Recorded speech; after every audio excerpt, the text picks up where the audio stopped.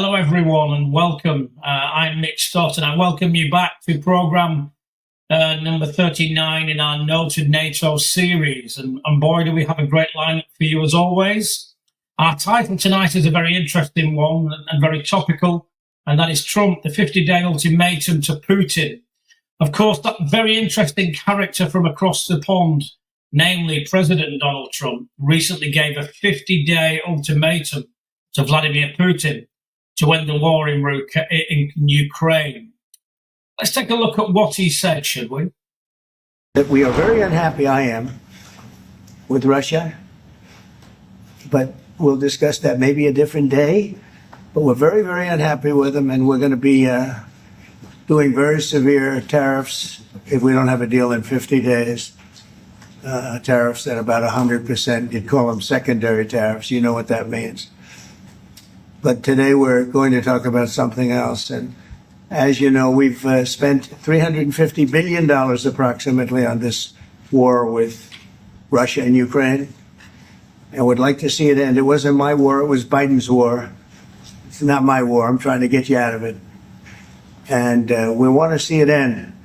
And I'm disappointed in President Putin because I thought we would have had a deal 2 months ago, but it doesn't seem to get there.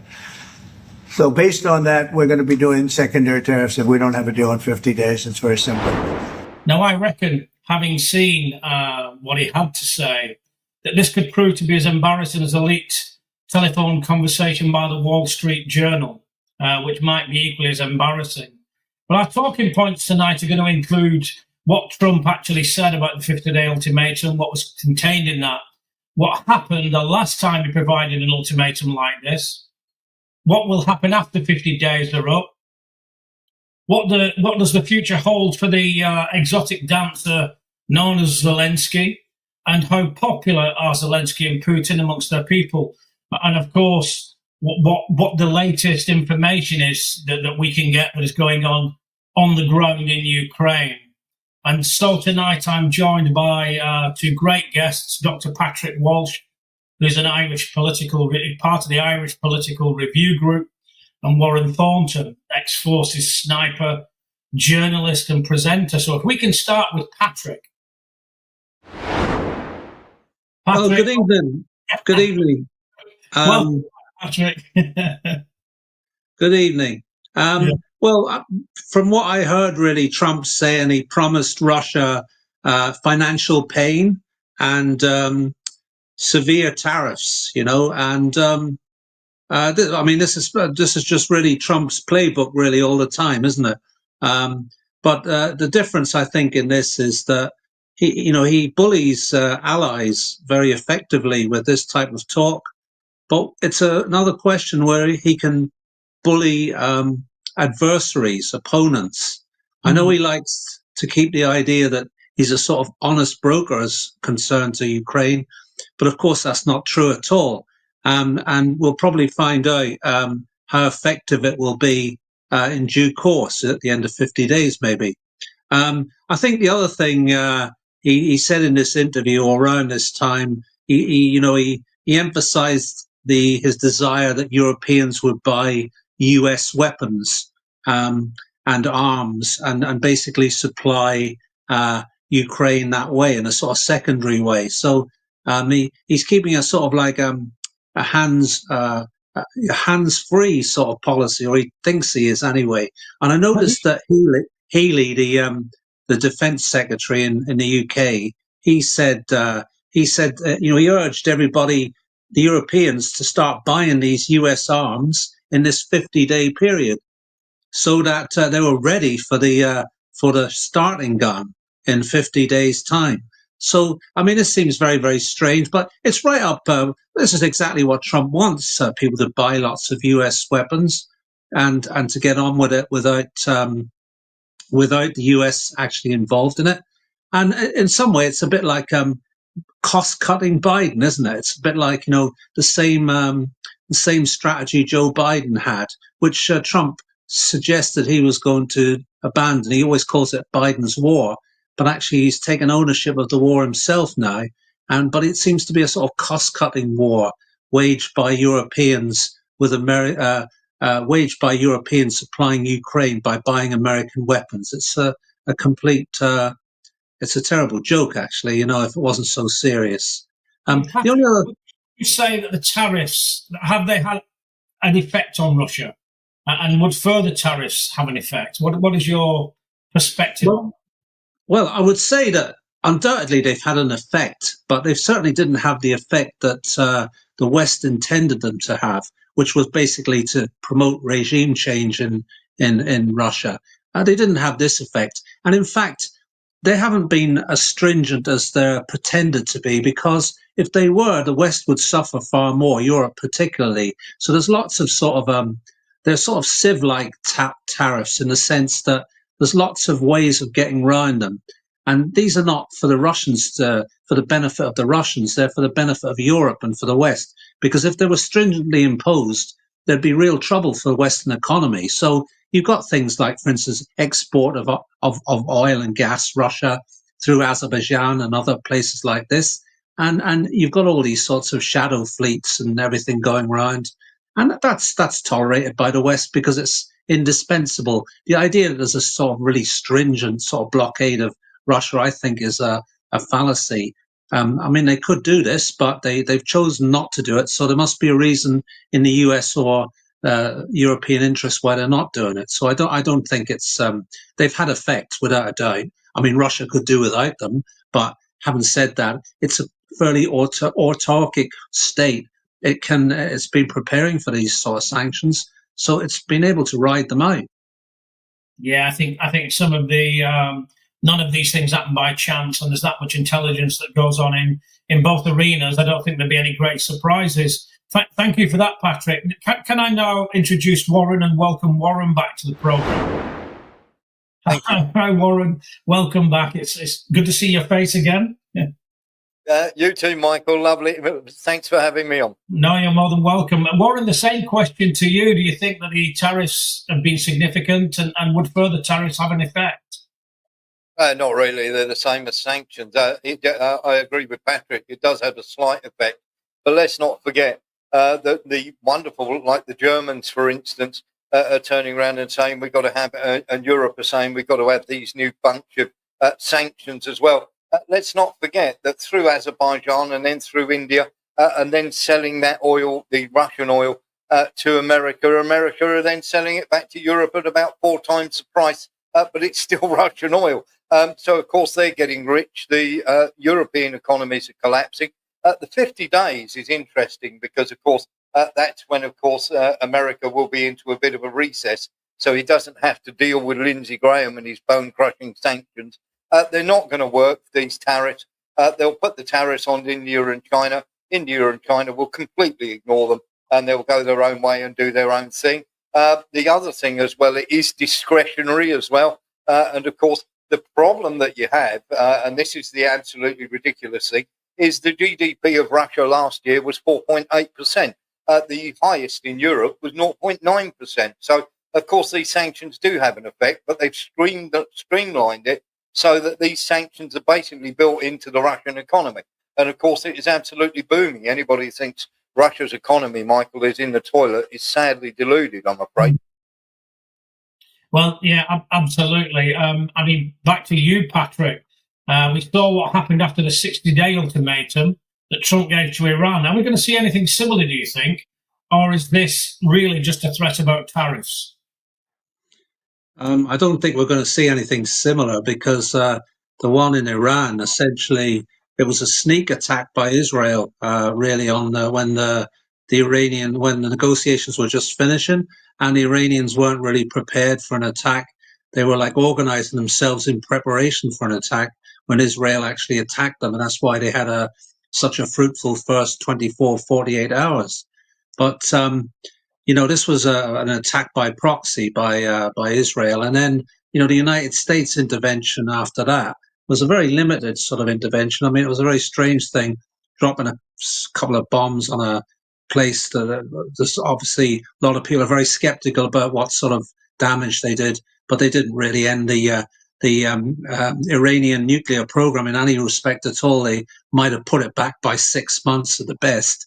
So, and then Trump claims mission accomplished and victory and all this. It was a show, really. It was a sort of a type of a drama. But I can't see anything like this happening in Russia. I mean, can't see suddenly there being this mass attack on Russia a day after 50 days. If there is, it's obviously we're in much serious level of activity and conflict.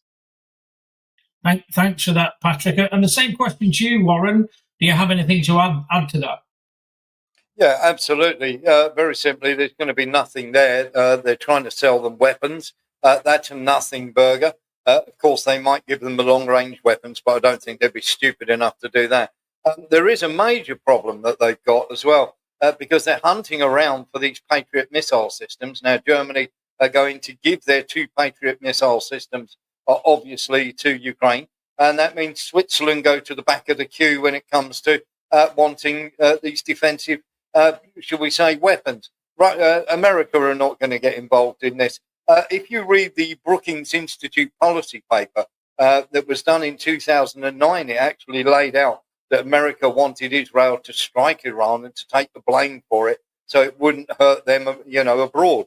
And that was done by the Brookings Institute in 2009. It's all laid out in a paper there. And the same thing, 2019, there is this Rand Corporation policy paper on how to keep Russia busy while they get on with the war with Iran, and then China late 2027, early 2028. So very much this is whatever president is in charge, they're just following exactly the same playbook or foreign policy paper that has been laid out. So they're not going to attack Russia.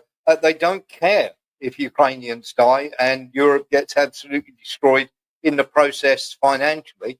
As far as America are concerned, that is just a way of trying to weaken Russia, and that's all they're trying to do here.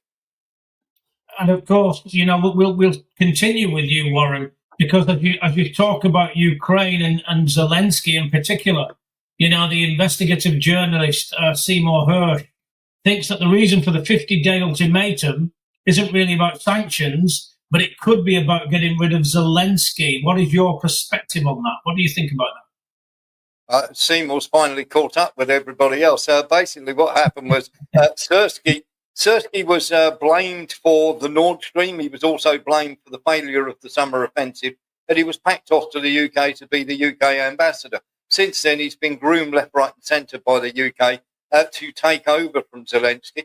Of course, America would like somebody else. They would obviously, when you're talking about, Syrskyi, the Americans would very much like Syrskyi, and Britain, would like Zelensky. Zelensky is the guy who was blamed. He was packed off to the UK as the UK ambassador. And of course, he's been groomed for that position ever since. And he's out of the way so he doesn't get damaged by anything. The Americans would like Syrskyi up until a certain point. Klitschko would be somebody they would like as well. But literally, Europe wants Zelensky because Zelensky will carry on exactly what he's supposed to do. And of course, they've always got that thing over him that they can blame him for Nord Stream. And of course, the summer offensive that went horribly, horribly wrong. And of course, this will be hail to the chief or hail to the new king. Long live the king. The king is dead. So it will be just business as usual. They're both owned by, shall we say, the EU and by America. Yeah, absolutely. Patrick, the same question to you. What do you think about Zelensky's short and long-term prospects are? I don't really know whether they want to replace him or they do want to replace him. Honestly, I've got no information on either sort of like scenario that could happen. But what I sort of understand, I think, the situation will just continue no matter who's at the head of the Ukrainian, the proxy forces there, whatever they are, because they're essentially a NATO, it's NATO in Ukraine, essentially. That's what we're talking about. And it's just having a new figurehead if they do replace him. But what I do know, if the question is as well, what's going to happen after 50 days?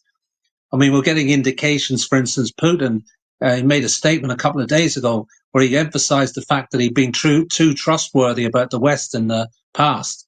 So he's indicating very much that he's not trusting Trump after 50 days. And that's a bad sign for Trump, really, if he wants to make a deal. He wants a settlement, not a ceasefire. So he's not going to, kowtow to Trump on that level there. I think an important thing I saw actually recently was I came across an article last year. J.D. Vance actually wrote, and it was in the New York Times, 12th of April, what was it? 12th of April, 2024.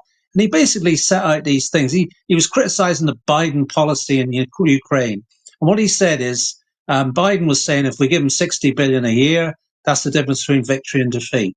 And Vance was criticizing this, and he basically said this. He says, no, it's not. Money is not going to make any effect at all because there's two fundamentals that are against Ukraine. One, the West doesn't have enough production in armaments to supply Ukraine for a long war, right? That's number one. And two, the Ukrainians don't have enough men.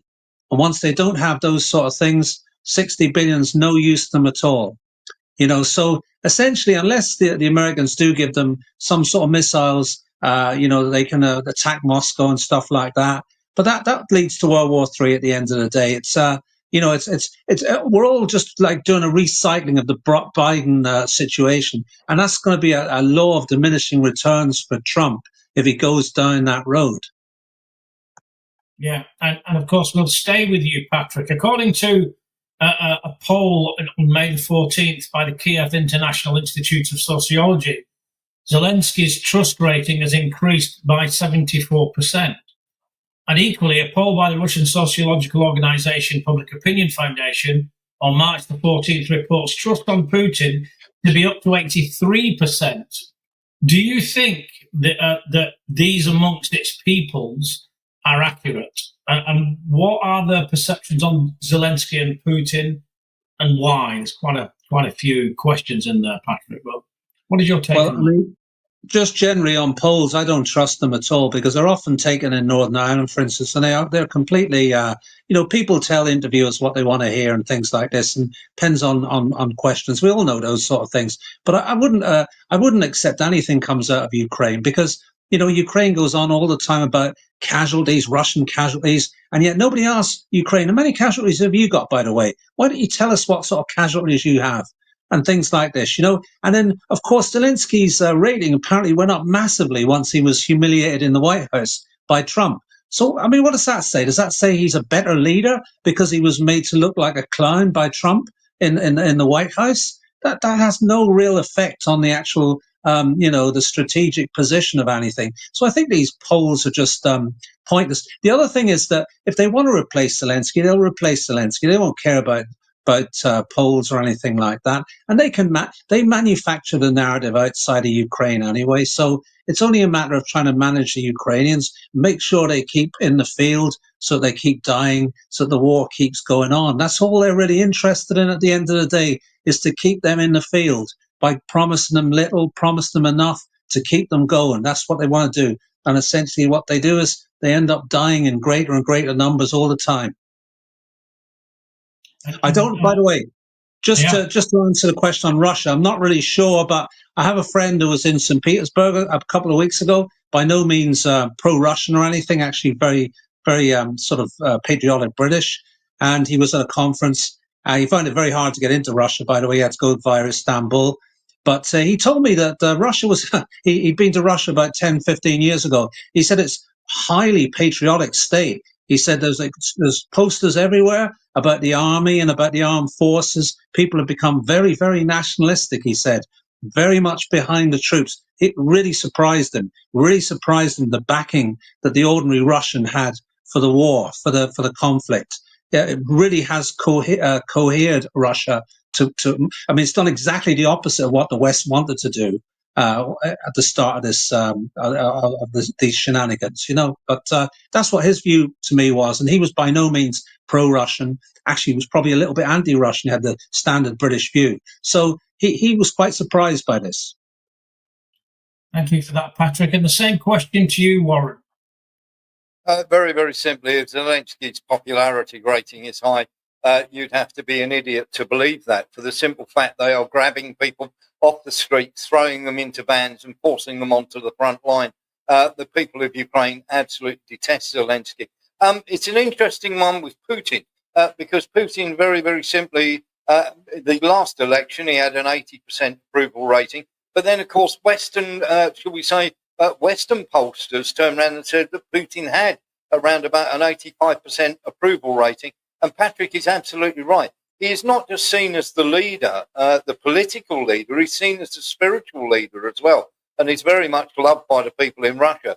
They think he's the only adult in the room, to be honest, when it comes to this war. And of course, Zelensky is very much seen as the idiot the other way. Of course, you will have lots and lots of mainstream media trying to big him up, but he's not popular in Ukraine whatsoever. When you're throwing people into vans to go and throw them onto the front line, as a leader, you are not going to be popular. You're going to carry the can for that. And just to answer Patrick's question, the other day, the Ukrainians, because they're desperate for weapons, literally came out and told the truth, and they lost over 240,000 men, either deserted or killed, over a 6-month period. So over 151 days, that works out at an average of 1,638 men literally disappearing off the battlefield every single day. And of course, they've only got 900,000. They released those figures as well. They only had 900,000 at the start of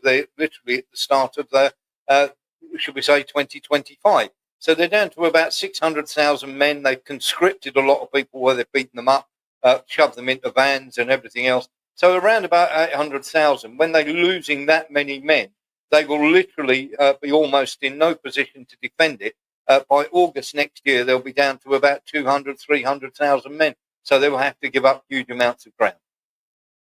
Well, I mean, let's face it, anyone that's ever been involved in warfighting understands it's about two things, and that's strategy and momentum. And without the numbers, without the equipment, it's very, very difficult to create effective strategies through momentum. And Warren, you give an excellent analysis of the current situation in Ukraine on your site. That's warrenthornton.com, yeah? Yep. Is there anything else you want to add, Warren, on regarding the situation on the ground in Ukraine? Yes, well, we have a big battle coming up.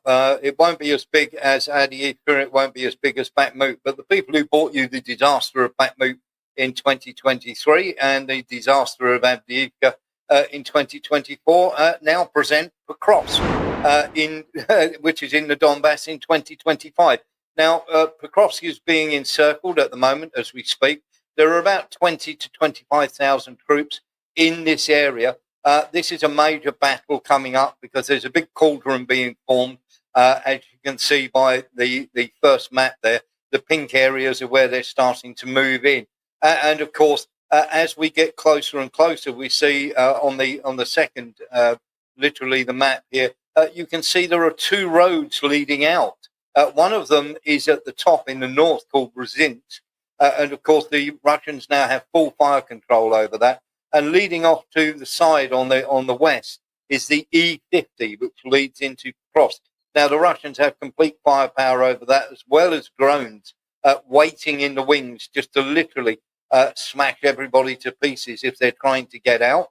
And of course, in the next one, we can see how close very, very simply they are to the outskirts. They're fighting right on the edge of the outskirts of Pokrovsk at the moment.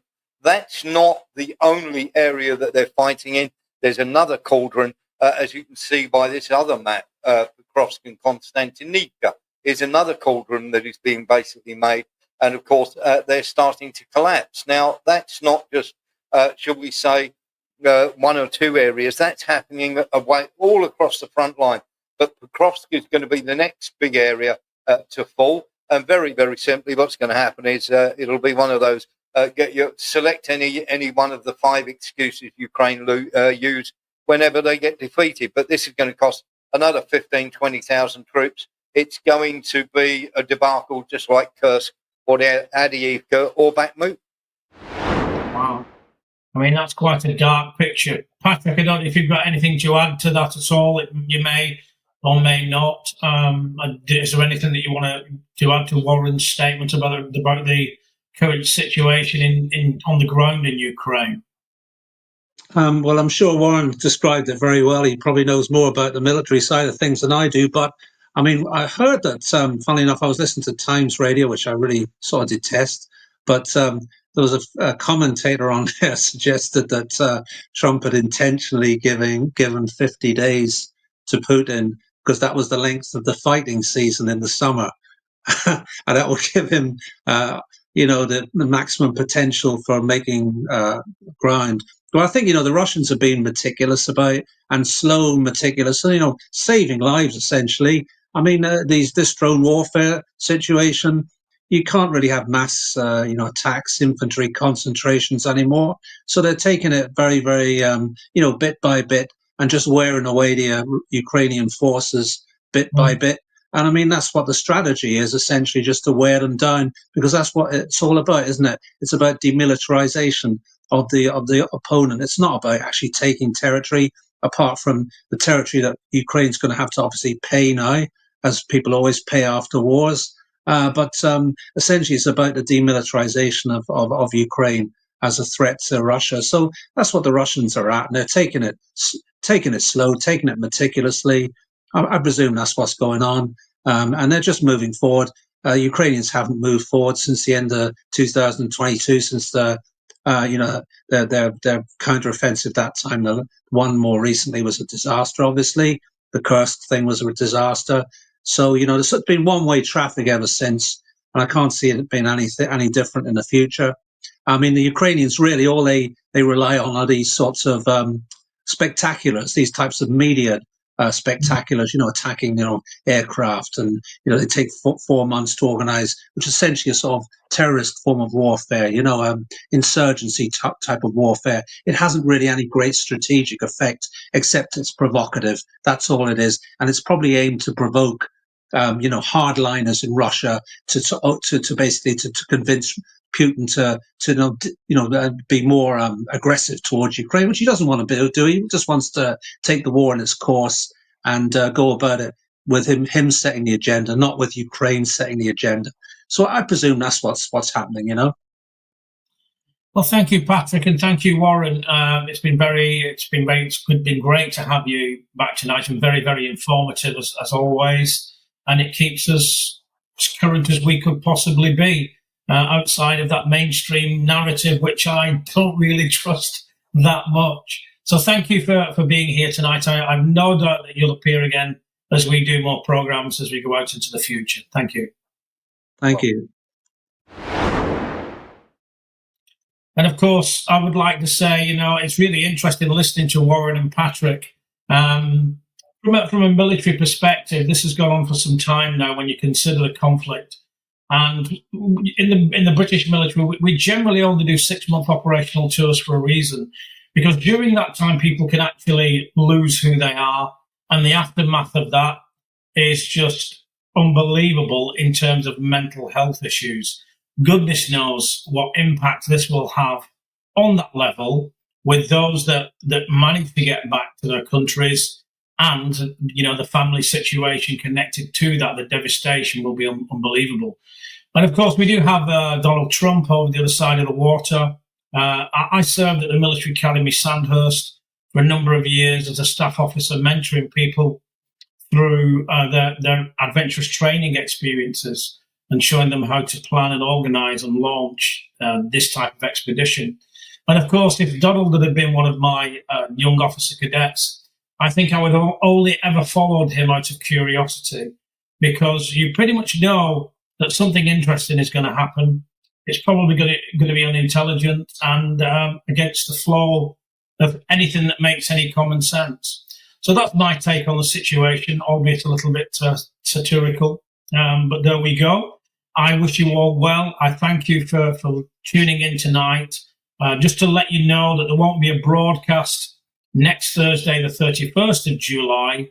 We will be back as prompt as we can be on Thursday, the 7th of August. So I look forward to presenting the show then and hope you all tune in. Thank you.